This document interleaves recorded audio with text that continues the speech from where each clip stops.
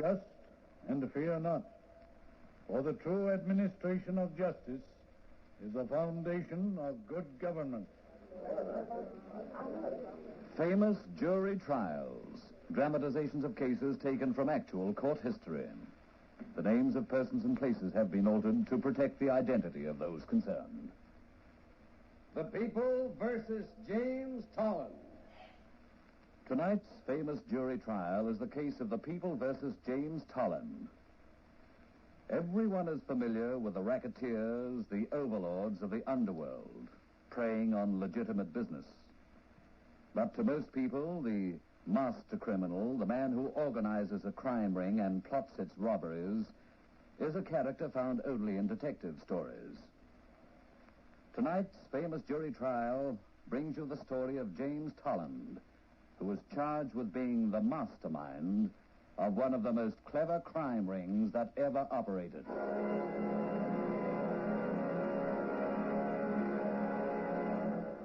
The district attorney began his opening address to the jury. The defendant in this trial is James Talland.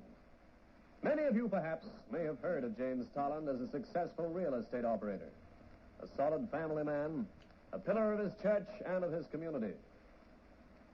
Few, until a short while ago, knew that James Talland was also a jewel thief. He is on trial at the moment for the theft of a necklace belonging to Mrs. Nikola Smythe of this city. But the evidence will clearly show that this was only one of a series of robberies planned and organized by this man. For James Talland was the mastermind of a crime ring that specialized in jewel robberies. He furnished the brains and the capital to operate the ring. So cleverly was his identity hidden from the other members of the ring that the police might never have been able to lay his crimes at his door if it had not been for a lucky accident. The police had been working for some time on a series of unsolved jewel robberies without success. And then one day, a few months ago, a girl was admitted to the city hospital, her body pierced by bullets. She said she wanted to make a confession. And so the police and I were brought to her bedside to hear what she had to say. My name is Esther Lewis. The society photographer? Yeah. I want to tell you about the robberies. What robberies? Oh, a lot of robberies. This Smythe diamond necklace, a lot of others. It was always jewelry we took. You were a jewel thief? Yeah, I was in it from the first. It all began 2 years ago when I met a man named Jim Talland. We fell in love with each other. Jim Talland? Not the real estate man? Yeah. Well, he was married, of course, but we saw a lot of each other anyway. And then one day, when I was in his apartment, he said to me...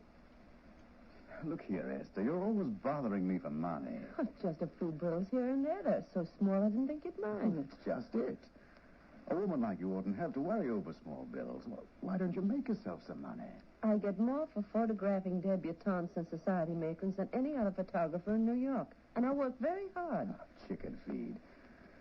You could make a great deal more if you wanted to. Real money. Oh, Jim. Do you like these people you photograph? No, I hate them. Fussy, ill-tempered snobs. Would you mind if they were to lose some of their jewelry? No. But I couldn't steal. I'd be caught. No one wants you to steal. There wouldn't be any risk for you. What would I have to do? Look, you're asked into the houses of these wealthy people all the time to photograph them before their weddings or coming out parties and things like that. Yeah? I want you to insist that they wear their jewels when you take their pictures. Find out where the jewels are kept. Get a picture of the room if you can. Make careful notes on the plan of the house, the daily routine of the family, that sort of thing, and send the information to me. That's all you have to do, and there's no risk for you. If a robbery happens later, well, it'll have no connection with you. How much would you pay me? 20% of what we get on each job. It'll be plenty of money. All right, I'll do it. Good. Now, here's what I want you to do. When you go to a house to photograph it... I've worked with the gang ever since. Who were the other members besides Talland? I don't know. I didn't know anyone else in the ring. Do you know how the ring operated? Well, Jim told me that he made the plans for the crime. Then he'd send the plans on to a man who owned a jewelry store.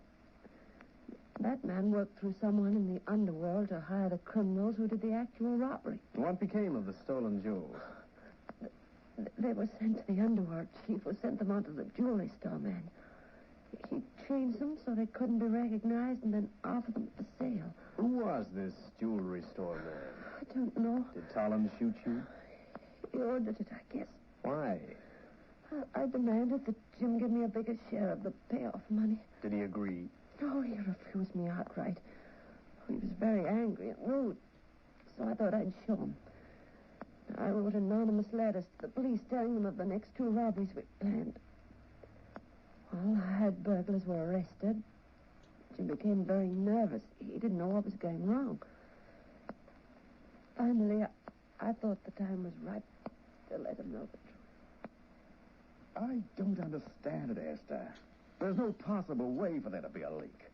And yet the police know exactly when we plan to pull off a robbery. I think maybe I could find a way to stop that leak, Jim.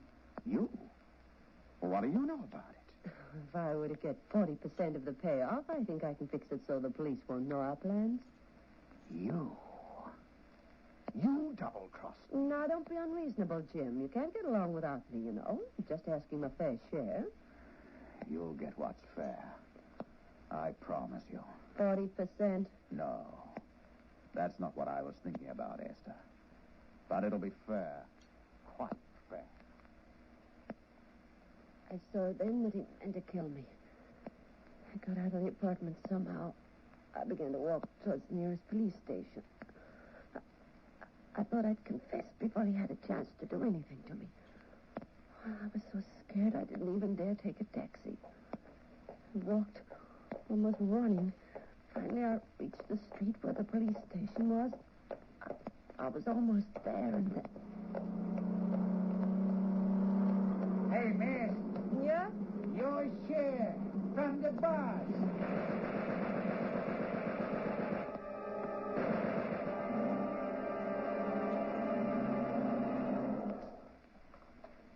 Esther Lewis died a few minutes after telling this story. She had given us the name of the mastermind, James Talland, and an outline of how the ring worked. The police have now untangled this criminal maze, and we will prove to you beyond any doubt the guilt of this man who is now on trial. And I'll call the first witness for the state, Officer John Davis. John Davis? John Davis? John Davis, take the stand, please. You solemnly swear to tell the truth, the whole truth, and nothing but the truth, so help you God. I do. Your name and occupation? John Davis.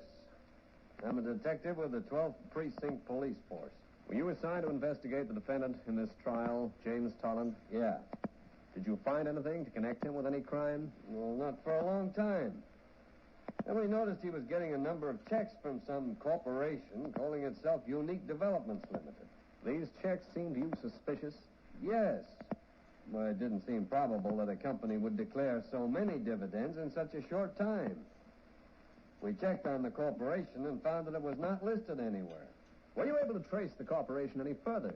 Yes, we knew the bank the dividend checks were drawn on, and I was sent there to wait for someone to bring in a deposit. Well, about a week went by, and then one day a young fella came in and made a deposit in the Unique Developments account. I followed him and trailed him to a jewelry store where he worked as a clerk. What was the name of this store? Donovan's. It was owned and run by a man named Henry Donovan, who specialized in unique and very expensive jewelry, which he designed himself. What did you do then? Well, I reported to my chief, of course. And we swore out a search warrant against the place. Did you take part in the raid on this store? Yes. What did you find? We found a secret compartment in the jewelry vault. In this compartment, there were a number of items, all of them reported as stolen in recent months. Also, we found the plans for the theft of a diamond necklace belonging to Mrs. Nikola Smythe. Was Mrs. Smythe's necklace among these stolen items? Yes, it was. Can you identify this necklace I hold here? Yes, that's the Smythe diamond necklace. Your Honor, I offer this necklace in evidence.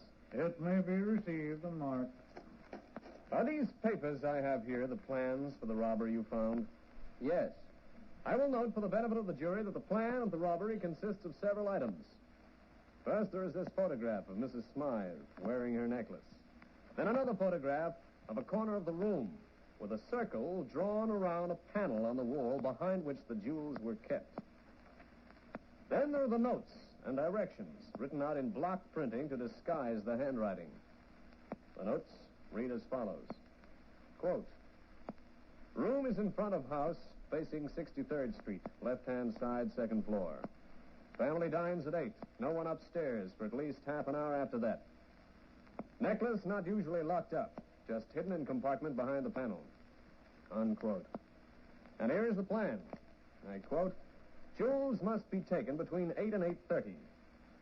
The second-story man who takes the jewels will cross at once to the bedroom window facing the alley and throw them down to a man who will be standing below.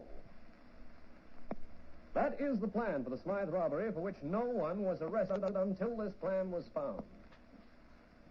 That's all, Mr. Davis. The defense counsel may cross-examine. There was no cross-examination by the defense attorney, and the state called their next witness, the jeweler, Henry Donovan. Mr. Donovan, you own the jewelry store known as Donovan's? Yes. Where did you get the stolen jewelry found in your safe? I bought it. You bought it? Yes. Where did you get the plans for the Smythe robbery? What plan? These plans I have right here. I never saw them before in my life. What? Mr. Donovan, didn't you sign a confession in my office stating that you got these plans from James Talland? Yes. Did you sign that confession of your own free will? No, I was beaten until I agreed to sign it, as you very well know. Your Honor, this witness is perjuring himself. I ask a recess so that I may bring witnesses to the stand to prove that no coercion was used to force a confession from this witness. Order! Order! Very well, Mr. District Attorney. I declare a recess until you have located your witnesses.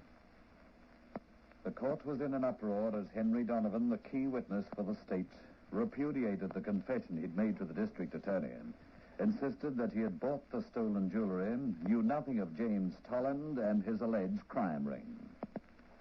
The judge declared a recess so that the district attorney could get witnesses to prove Henry Donovan signed the confession of his own free will.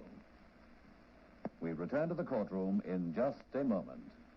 And sold it in his store, repudiated the confession he'd made, accusing Talland as the key figure behind the ring, stating that he had been forced to sign the confession by the police.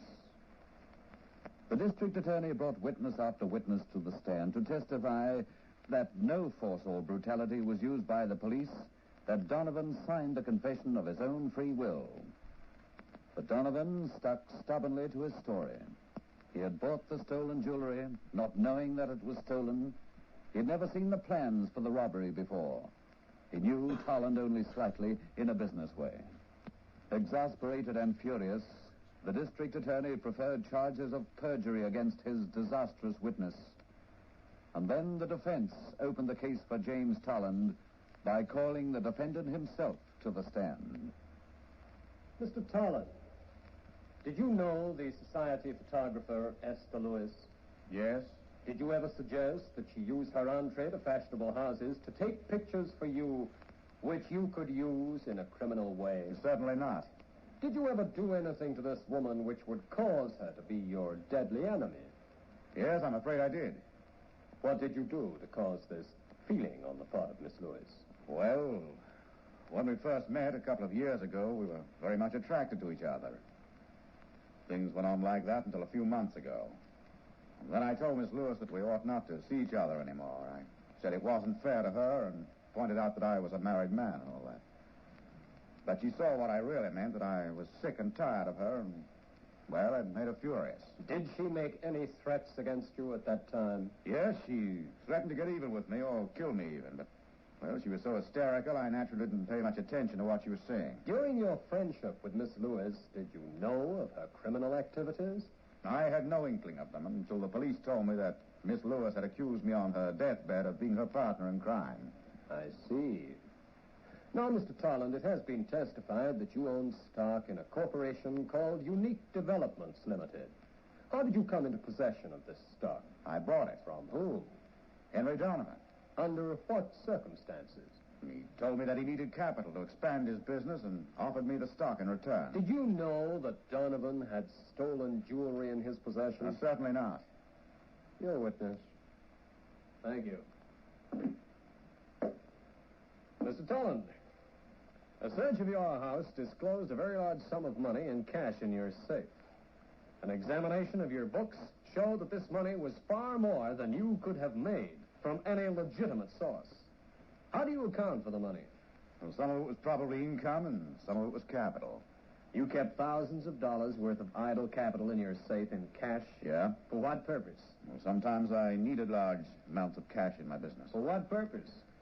To invest, to pay bills, any number of purposes. And you kept this money in cash in your safe instead of investing it or putting it in the bank? Yes.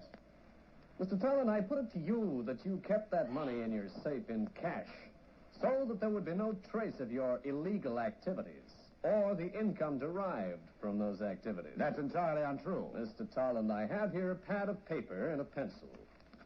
Will you write your name, please? I object. I don't see the connection, Mr. District Attorney. I will connect the signature in a moment, Your Honor. Very well. Just write your name, please, Mr. Talland. All right. Here. No. Just hold it for a moment, please. I'm not ready to use the signature yet. Now, Mr. Talland, you testified that you bought the Unique Development stock from Mr. Donovan, believing that the money was going to be used to expand Mr. Donovan's business. Yes. How much money did you invest? Oh, about $50,000. Did you ever investigate the corporate setup of Unique Developments? No. Did you know that no such corporation existed? No. Mr. Talland, you mean that you invested $50,000 in a business and took no steps to find out whether your money was safeguarded? Yes. I was satisfied as long as dividends kept coming in, and, well, I trusted Donovan. Very touching, Mr. Talland. Oh, I'm ready for that paper now. What?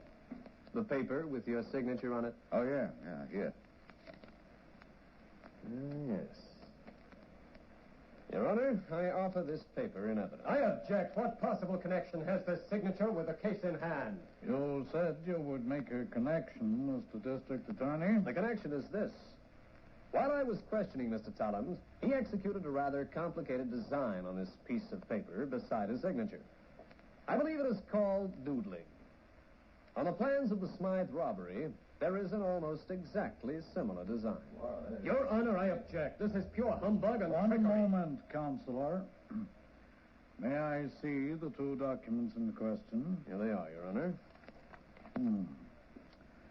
It is irregular, but I believe the connection is clear.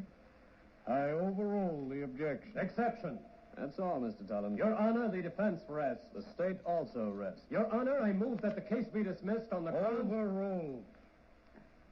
Proceed with your summation, please. Your Honor, ladies and gentlemen of the jury, I ask you to consider well the character of the man who is now on trial. James Talland is a solid, respectable businessman. Do you think it remotely possible that James Talland is a criminal? In heaven's name, what inducement is there for him to have turned to a life of crime? He had everything for which most people struggle all their lives. Do you think it probable or possible that he would jeopardize all that he had for the sake of a few extra dollars? Look at the evidence. What is this evidence against him? The accusation of any hysterical, vindictive, unbalanced girl who confessed that she was herself a criminal. Do you think that such a woman would stop at anything if she wanted revenge? There is the confession of Henry Donovan, repudiated by him. And you have heard the defendant himself explain that his connection with Donovan was a legitimate business deal. What other evidence is there?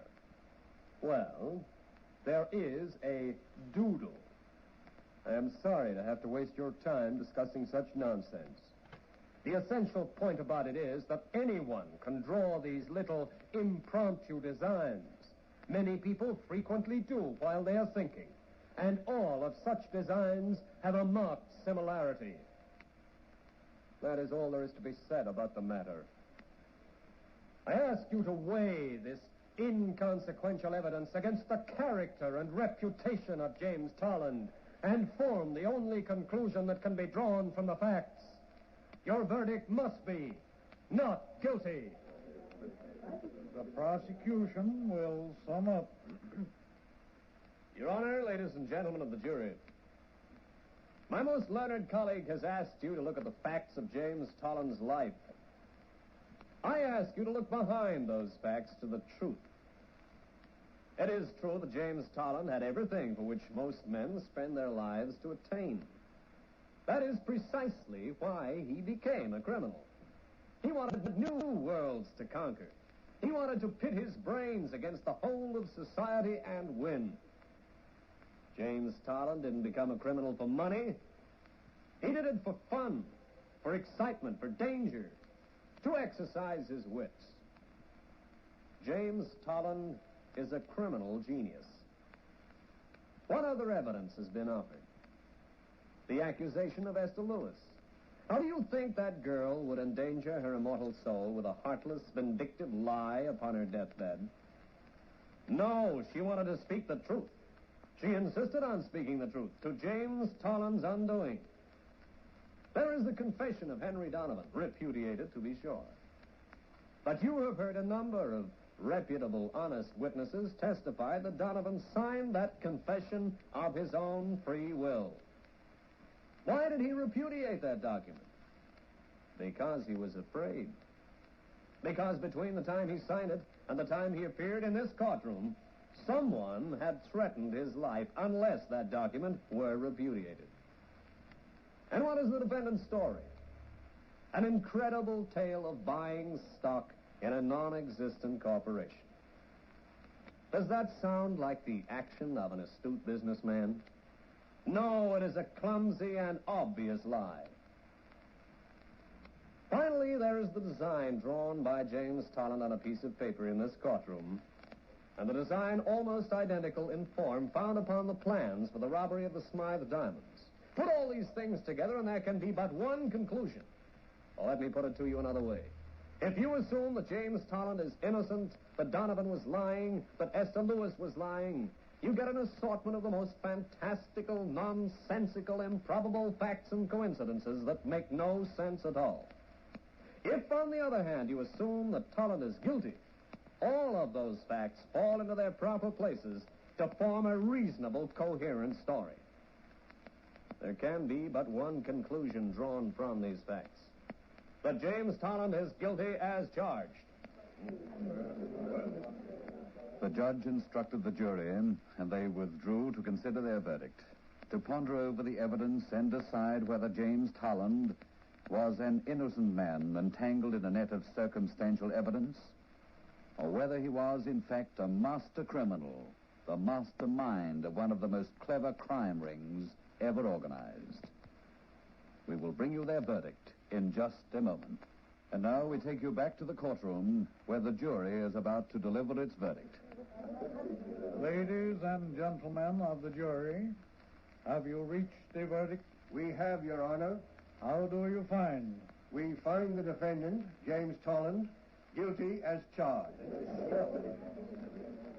James Talland was sentenced to a long term in prison and has gone down in the annals of crime as one of the most clever criminal organizers of all time.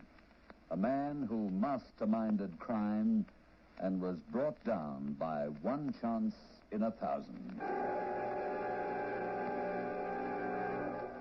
Famous Jury Trials, the drama of the courts drawn from actual courtroom